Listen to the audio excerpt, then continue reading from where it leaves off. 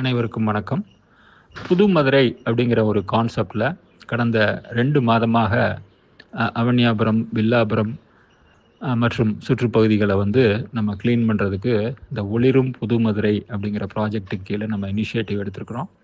பல பகுதிகளில் இருக்கக்கூடிய குடியிருப்புகளில் நம்ம குப்பைகளை எடுப்பதற்காக நம்ம புது மதுரை டீம் டெய்லி மார்னிங் போய் சுத்தப்படுத்தி அங்கே இருக்கக்கூடிய குப்பைகளை எடுத்துகிட்டு போய் வெள்ளைக்கல்லில் இருக்கக்கூடிய குப்பை சுத்திகரிக்கும் நிலையத்துக்கு நம்ம மூவ் பண்ணிக்கிட்டே இருக்கோம். இப்போது ஸ்கூல் ப்ராஜெக்டில் அவனியாபுரம் ஹைஸ்கூல்லையுமே நம்ம க்ளீன் பண்ணுறதுக்கு எஃபர்ட்ஸ் எடுத்துருக்கோம். அந்த ஹைஸ்கூல்லையும் பார்த்திங்கன்னா நிறைய புல் இதெல்லாம் இருக்கிறதுனால விஷ ஜந்துகள் உருவாகக்கூடிய சூழ்நிலை. அதையும் க்ளீன் பண்ணுறதுக்கு நம்ம டீம் மெம்பர்ஸ் நிறைய எஃபர்ட்ஸ் போட்டிருக்காங்க. இப்போது சுவர்களில் இருக்கக்கூடிய போஸ்டர்ஸ், இதையுமே தேவையில்லாத போஸ்டர்ஸ் நிறையா இருக்குது. அதை க்ளீன் பண்ணுறதுக்கும் எஃபர்ட்ஸ் போட்டுக்கிட்டு இருக்கோம்.